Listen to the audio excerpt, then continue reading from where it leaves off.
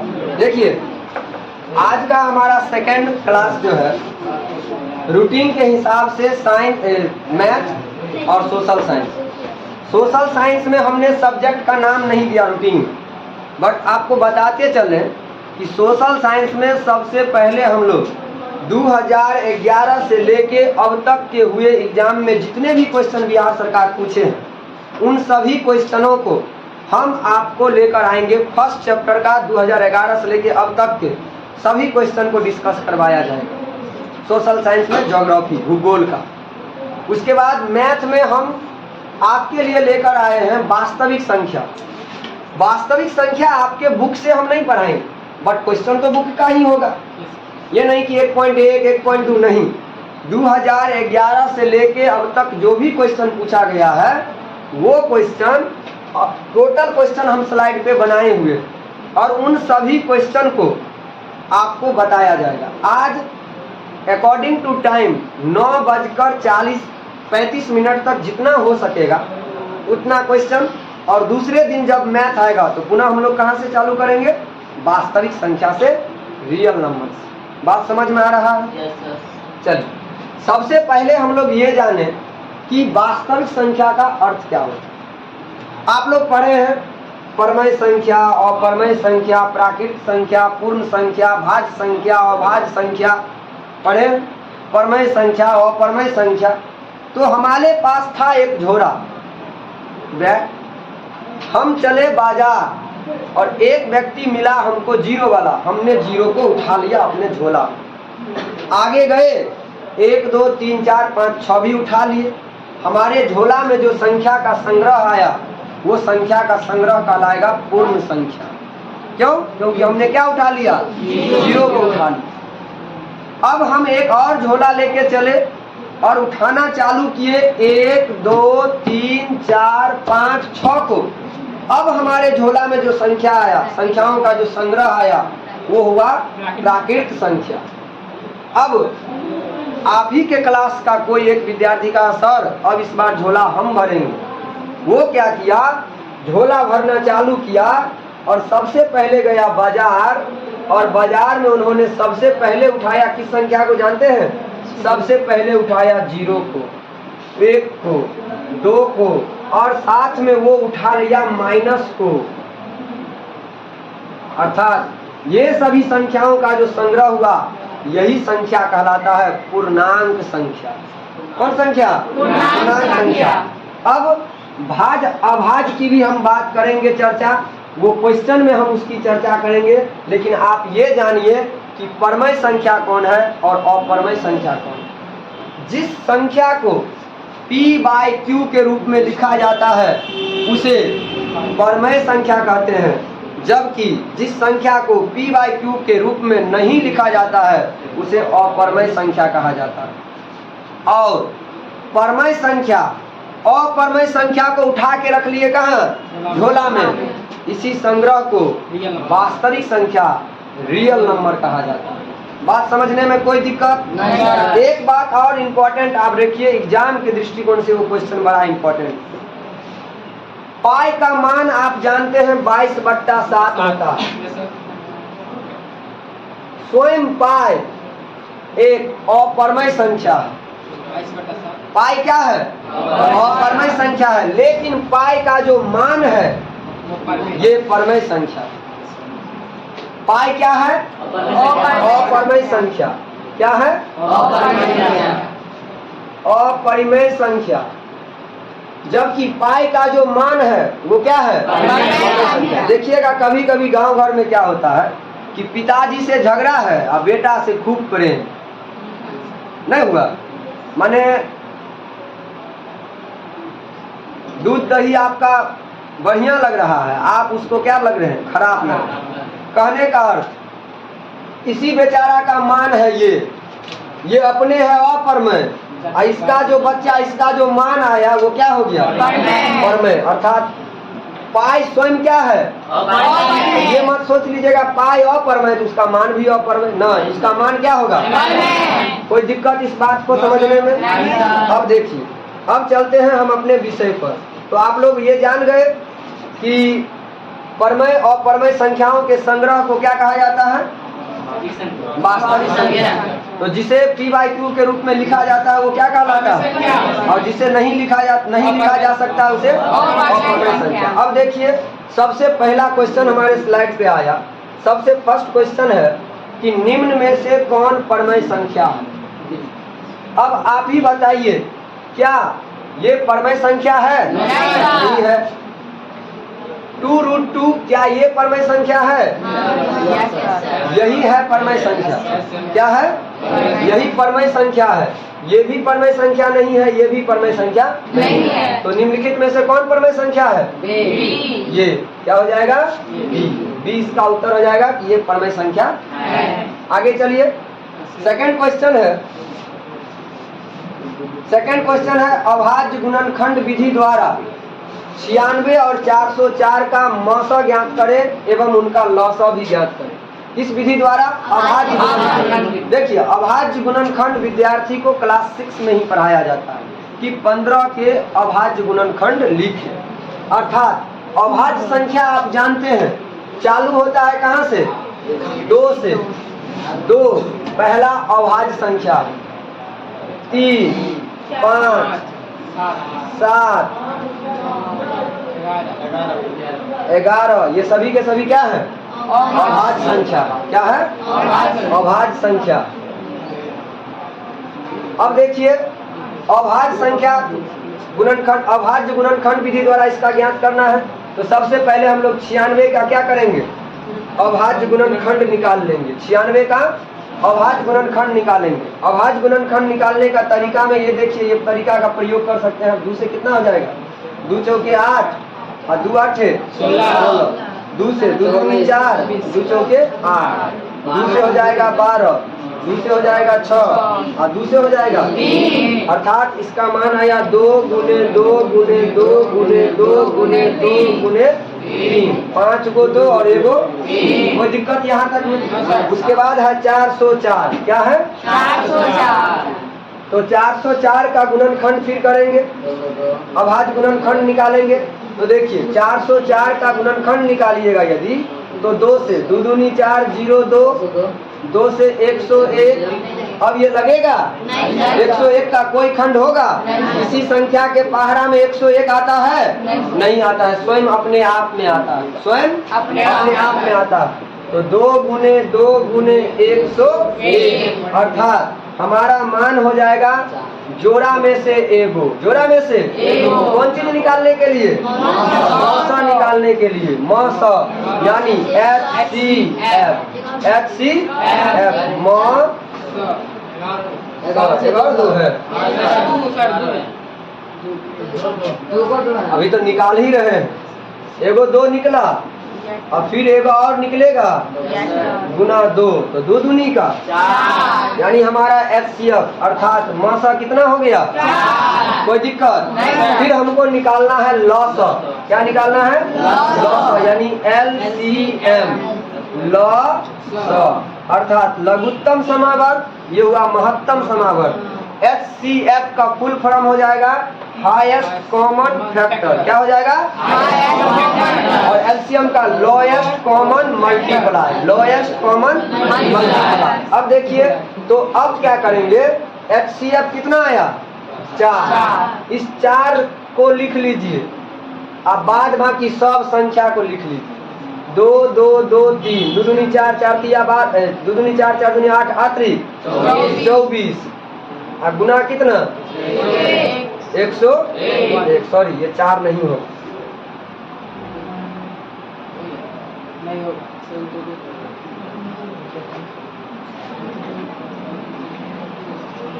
गुना कीजिएगा। 24 से कम 24, 24 से कम 24, यही इसका क्या हो जाएगा? 4 भी होगा।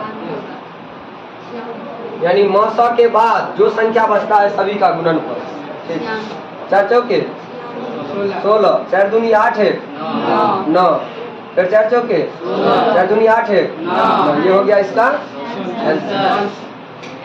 यानी LCM जब इस विधि से निकालेंगे तो जो मौसा हुआ वो लिखने के बाद बाद बाकी जो संख्या बचा सब का गुना कर दीजिए, निकल जाएगा कौन चीज, LCM। इस क्वेश्चन को उतारने की जरूरत नहीं है, इसीलिए नहीं जरूरत है क्योंकि ये क्वेश्चन बहुतों बार आप बनाए हैं। यदि उतारने की जरूरत है, यदि आपको लगता है कि हमारे लिए नहीं समझ में आया हो, हम नोट करना चाहते हैं, तो निश्चित रूप से इसके वीडियो को पुश करके आप इसे उतार सकते हैं। चलिए नेक्स्ट क्वेश्चन। नेक्स्ट क्वेश्चन है, बिना लंबी विभाजन प्रक्रिया किए बिना बताइए कि 7/80 परमय संख्या का दशमलव प्रसार शांत है या अशांत। बिना भाग दिए हुए हमें बताना है कि 7/80 का दशमलव प्रसार शांत होगा या अशांत। देखिए, भाग देने पर दशमलव के बाद भी कुछ संख्या कट जाता है, उसे कहेंगे शांत। और जो भाग देने के बाद दशमलव के बाद दिल्ली तक भाग देते चले जाइए, नहीं कटता है, वही होता है अशांत। अब कहिएगा सर जी बिना भाग दिए जानेंगे कैसे? तो 10th क्लास में एक सूत्र है इसका। यदि आपको सवाल दिया हुआ है, परमय संख्या दिया हुआ है कितना, 7/80 का कितना, 7/80, तो आप भाग नहीं करना है आपको। आप क्या कर लीजिए, 7/, ये 16 पंचे क्या हो जाएगा 80। तो बताइए 16 का 2 का पावर फॉर्म में लिखेंगे तो कितना लिखेंगे 16 को, 2 का पावर 4, अर्थात ये क्या लिखा हुआ है 16। हमने क्या कहा 16 पंचे 80। एक और क्या आ गया, देखिए 3 स्थिति में शांत होगा, नोट कीजिएगा। 3 स्थिति में शांत होगा। जब हर में P/Q आया और Q का जब हम गुणनखंड किए तो Q का गुणनखंड 2 का पावर कुछ और 5 का पावर कुछ यदि आए, इस तरह का यदि गुणनखंड आए तो क्या हो जाएगा, ये हो जाएगा शांत। क्या हो जाएगा शांत। यदि Q का मान सिर्फ 2 का पावर ही कुछ आता है, 2 का पावर n के मान 1 हो, 2 हो, 5 हो या अनंत हो, तो भी क्या हो जाएगा, ये शांत हो जाएगा। यदि Q का अभाज्य गुणनखंड, Q का अभाज्य गुणनखंड यदि सिर्फ 5 का पावर कुछ आए तो भी क्या हो जाएगा, शांत हो जाएगा। लेकिन 2, 5 के अलावा कोई तीसरा संख्या आ जाए, जैसे 3 आ जाए, 7 आ जाए, तब क्या हो जाएगा, अशांत हो जाएगा। क्या हो जाएगा, समझने में कोई दिक्कत? आपको इसका अभाज्य गुणनखंड करना है। अभाज्य गुणनखंड में 2 जितना बार आए कोई दिक्कत नहीं है, 5 जितना बार आए कोई दिक्कत नहीं। लेकिन 2, 5 के अलावा तीसरा कोई भी संख्या नहीं आनी चाहिए। यदि कोई तीसरा संख्या आ जाता है 2, 5 के अलावा तो वो क्या हो जाएगा, अशांत। बाद बाकी सभी स्थिति में क्या होगा, शांत होगा। कोई दिक्कत? चलिए आगे नेक्स्ट क्वेश्चन है कि सिद्ध कीजिए कि √2 एक अपरमेय संख्या। ये क्वेश्चन प्रायः हमने वहां से इस क्वेश्चन को लिया है। 2011 से अब तक कई बार ये क्वेश्चन पूछा जा चुका। आप क्वेश्चन बैंक उल्टाएंगे तो शायद आप बहुत बार देखिएगा इसको। तो इसको बनाने का जो हमारा तरीका है, हम अपने टाइम में जो बना के आए वो देखिए। सबसे पहले इस √2 को कहता है अपरमेय सिद्ध करने के लिए, तो हम मान लेंगे उल्टा कि ये है क्या, माना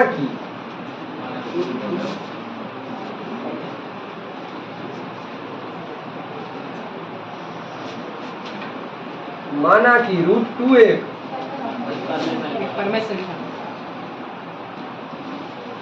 परमेय संख्या। जब हमने इसको परमेय मान लिया, ध्यान से देखिएगा, जब हमने इसको परमेय मान लिया तो परमेय संख्या को P/Q के रूप में लिखा जाता है। लिखेंगे तब इसे हम P/Q के रूप में लिख सकते हैं। कोई दिक्कत यहाँ तक में? याद भी नहीं करना है ये बात, क्योंकि हमने परमेय माना तो हम इसे P/Q के रूप में लिख सकते हैं। अब क्या कीजिए, तो लिख दीजिए √2 बट्टा का 1 बराबर P/Q। ठीक, कौनमा कौनवी गुना कर लीजिए, P एकम P बराबर Q√2 समीकरण। कोई दिक्कत? अब पुनः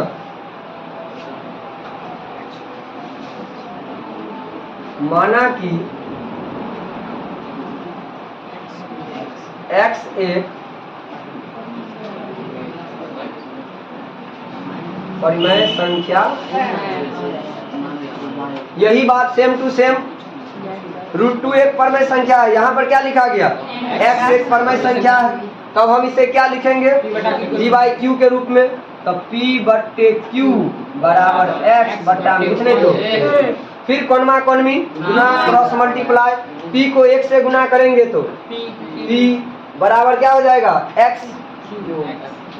qx समीकरण। अब आप ही देखिए समीकरण फर्स्ट में और सेकंड में, समीकरण फर्स्ट और ये LHS है, ये क्या है? LHS बराबर हो। समीकरण कहता है जिसका LHS बराबर हो उसका RHS भी बराबर होता है। लिखेंगे समीकरण फर्स्ट तथा सेकंड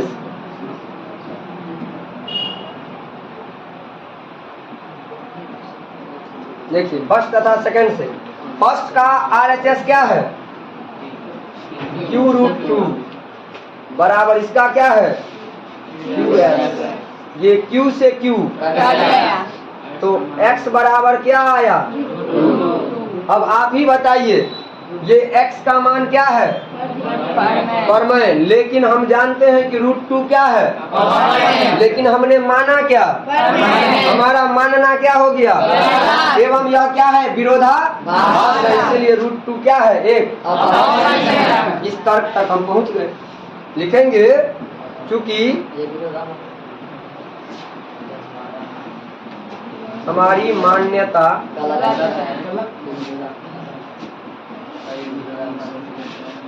गलत है एवं यह क्या है? विरोधाभास है। काहे बतिया रहे हैं बुआ?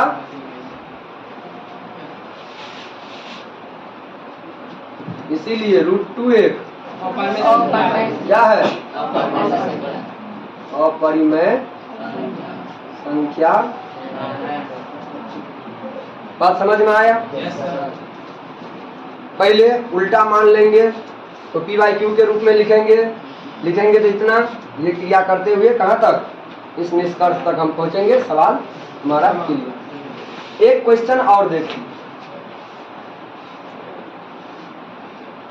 कहता है संख्या 135 और 225 का एलसीएम ज्ञात करने के लिए यूक्लिड विभाजन एल्गोरिथम तकनीकी का प्रयोग कीजिए। यूक्लिड विभाजन एल्गोरिथम तकनीकी अर्थात a बराबर bq प्लस r। a बराबर, अब देखिए जो बड़ा वाला है लिखेंगे यूक्लिड विभाजन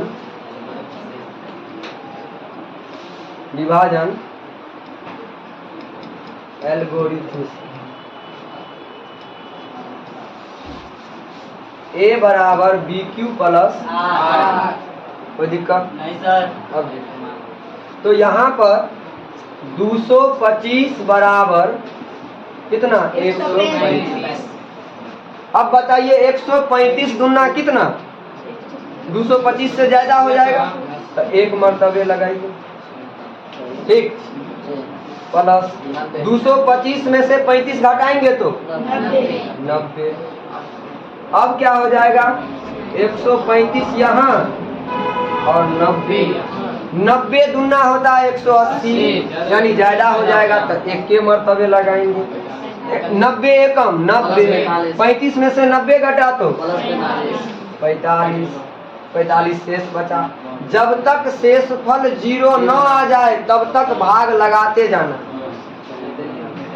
या 90 बराबर 45 गुने 45 दूना शेष क्या बचा? अर्थात यहाँ वाला संख्या ही क्या कहलाता है? लिखेंगे, इसीलिए लिखेंगे चूंकि r = 0, इसीलिए HCF बराबर कितना? यही हो गया।